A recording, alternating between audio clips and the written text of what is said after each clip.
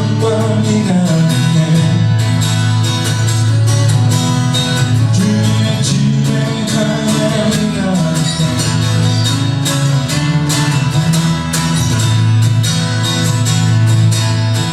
주의 집에 영광이 가득해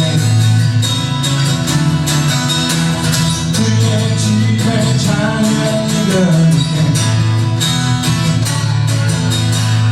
주 나를 구원했네 영광 돌리네 주 나를 원했네 주 나를 구원했네 영광 돌리세 주 나를 구원했네 찬양 드리세 주 나를 구원했네 와서 경배해 영원히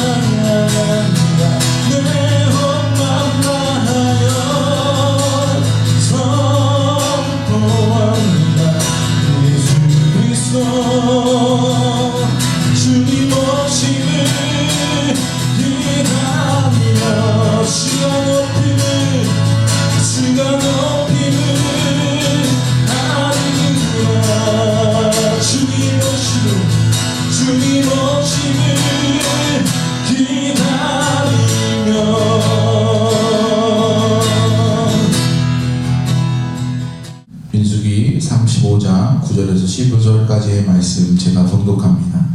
여호와께서 또 모세에게 말씀하여 이르시되 이스라엘 자손에게 말하여 그들에게 이르라. 너희가 요단 강을 건너 가나안 땅에 들어가거든 너희를 위하여 성읍을 높이 성으로 정하여 부지 중에 살인한 자가 그리로 피하게 하라. 이는 너희가 복수할 자에게서 도피하는 성을 삼아 살인자가 회중 앞에서 서서 판결을 받기까지 죽지 않게 하기 위함이라.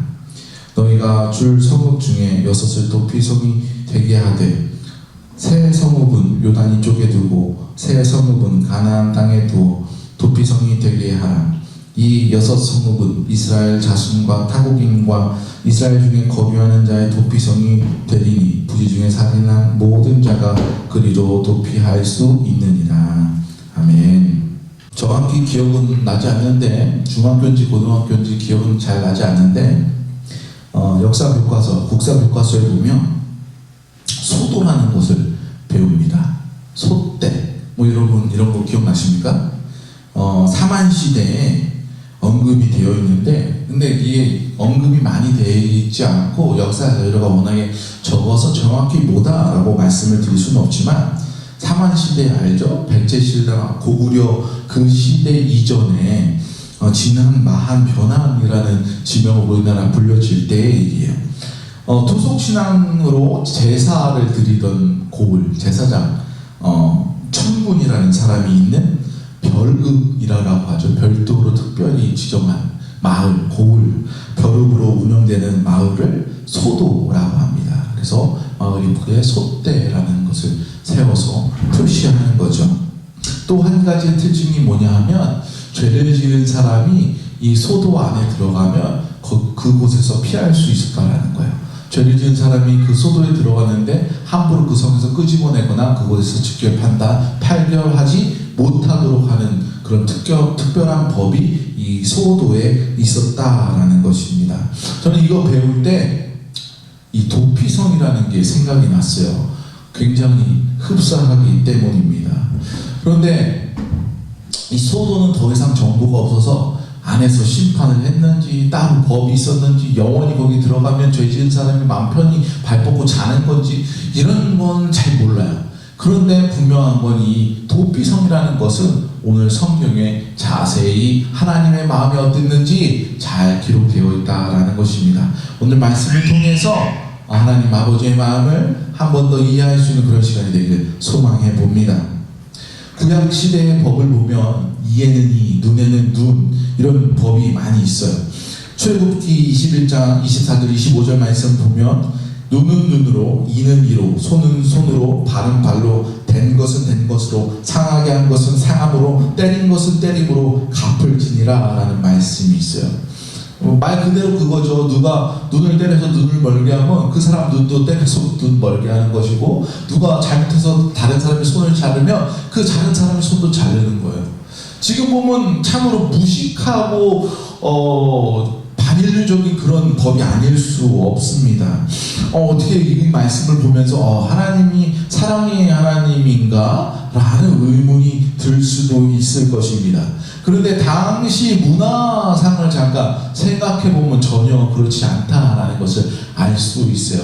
청동기 시절 혈기로 넘어가는 그 시대에 그 당시 고대 근동지방의 문화가 어땠는가, 여러분 영화 같은 거에서 보면 어떤 부족의 누군가가 마을 밖에서 가축을 키우다가 다른 부족의 사람들한테 맞아 죽었다. 그러면 그런 소식이 마을에 들어왔다. 그러면 어떡합니까? 그 부족들이 들고 일어나서 그 부족에 가서 다 그 잘못한 사람만 잡는 것이 아니라 그 부족 전체를 다 씨를 말려버리는, 아니면 아이들과 여자를 잡아다가 노예로 키우거나 다 빼앗고, 그런 모습들을 볼 수 있다라는 거예요. 그러니까 한 번 맞았으면 한 번 때리는 걸로 족하는 것이 아니라, 우리가 상처를 입었으니까 너 죽어봐라, 가가지고 다 몰살을 시켜버리는 거예요. 당시의 사회의 분위기가 이랬는데 하나님은 그것을 막은 것이요. 야, 그렇게 하면 안 된다. 네가 맞은 것만 그만큼만 갚아줄 수 있으면 그만큼만 갚아줬으면 좋겠다라는 거예요. 신약에 보면 예수님이 이렇게 말씀하시죠. 왼밤을 맞으면 오른밤도 돌려주고, 누가 오리를 가자 하면 십리도 갈아주는, 이 당시에 이 말씀이 얼마나 획기적인 말씀이었습니까? 얼마나 충격적인 말씀이었습니까? 오늘 이 본문의 말씀 또한 그 당시의 사람들에게 이와 같은 충격적인 말씀이었다라는 거예요. 굉장한 번역이라고 얘기할 수 있다라는 것입니다. 사람들을 심판합니다. 정죄합니다.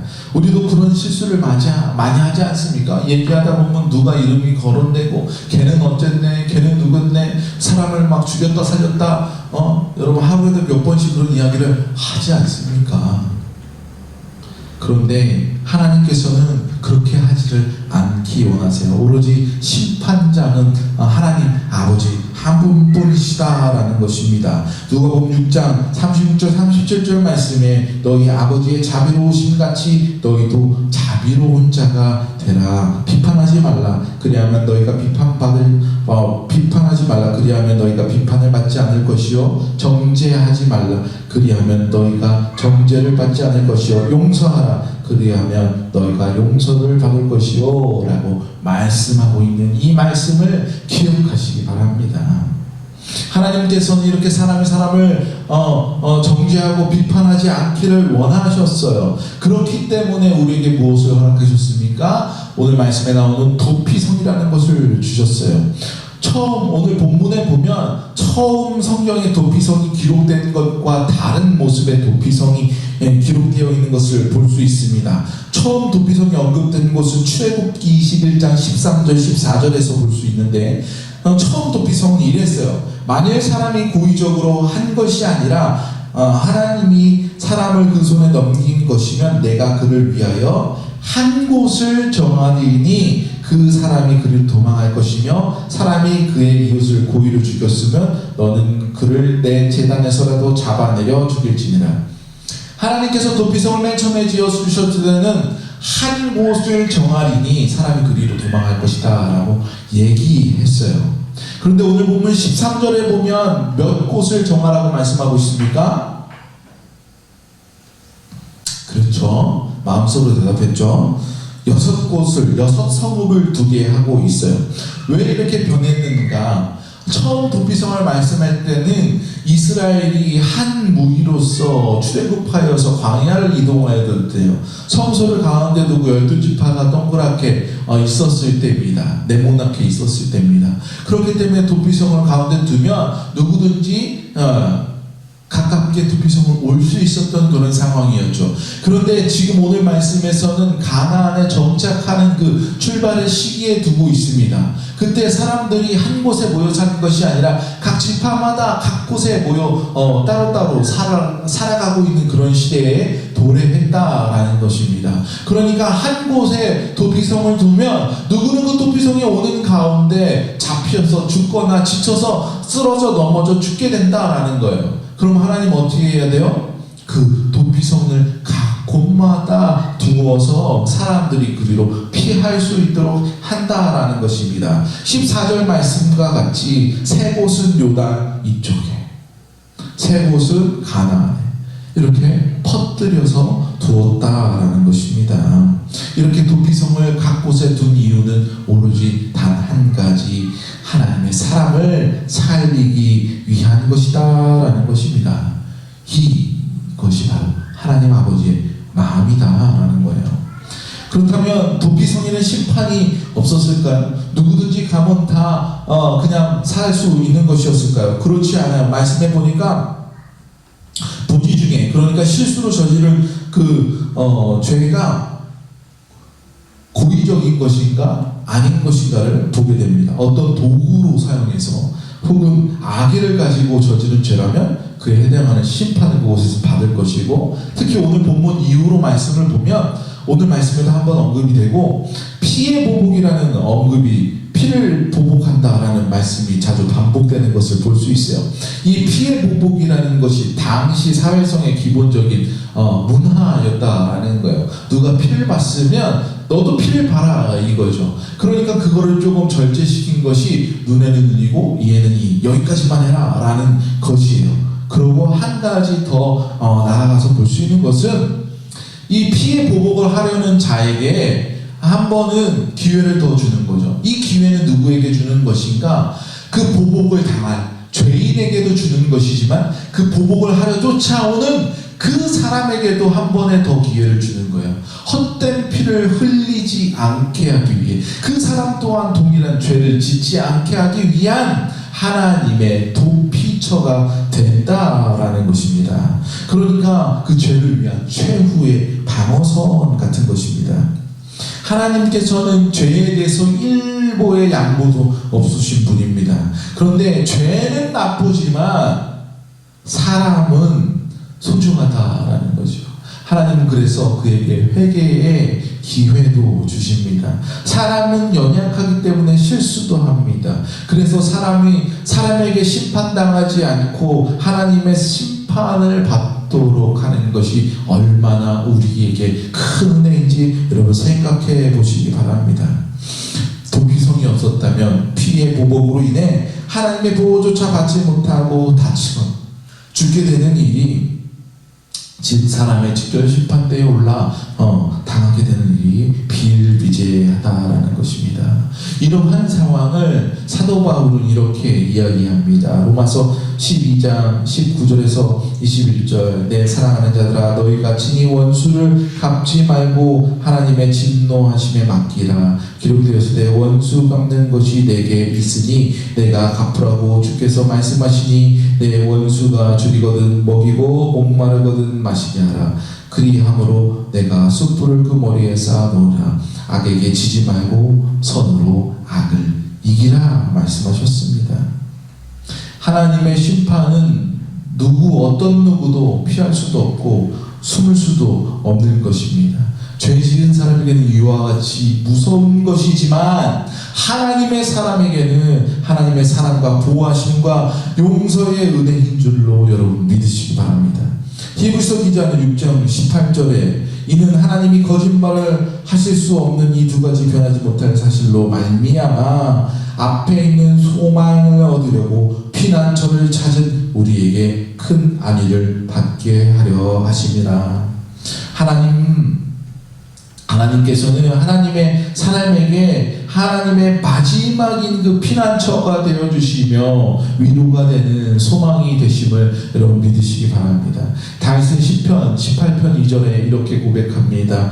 여호와는 나의 반석이요 나의 요새시요 나를 건지시는 이요 나의 하나님이시여 내가 그 안에 피할 바위시요 나의 방패시요 나의 구원의 뿌리시요 나의 산성이시로다 라고 고백하고 있습니다. 이 고백이 저와 여러분의 깊은 고백이 되길 소망합니다. 오늘날 많은 사람들이 마음의 상처들과 아픔을 안고 살아갑니다. 예전보다 더 풍요롭고 발달된 상황 가운데 살아가고 있는 것은 분명하지만 그 가운데 더 깊은 절망과 어두움과 가난을 품고 살아가는 사람이 얼마나 많이 있습니까?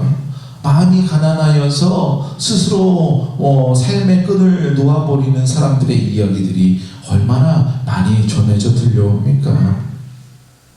출애굽 시대에 하나였던 도피성을 정착하면서 더 많은 사람을 살리기 위해 6곳의 도피성을 두신 그 하나님의 아버지의 마음과 같이 오늘 이 땅 가운데 도시마다 각 곳마다 교회를 세우신 하나님의 아버지의 마음이 여기에 있다라고 저는 봅니다. 오늘 힘찬 교회가 작지만 이곳이 여기에 있어서 이와 같은 곳에 피할 수 있는 영혼이 있음을 여러분 믿으시기 바랍니다. 여러분 한 사람이 세상에 외롭고 상처받은 영혼에게 피할 도처가 되는 또한 도피성이 되기를 소망합니다. 그리하여서 여러분이 그리스도의 소망된 그 소망을 전할 수 있는 도피처로 사용받으며 하나님의 마음을 전달하는 성도가 되시기를 주님의 이름으로 축원드립니다. 기도하시겠습니다.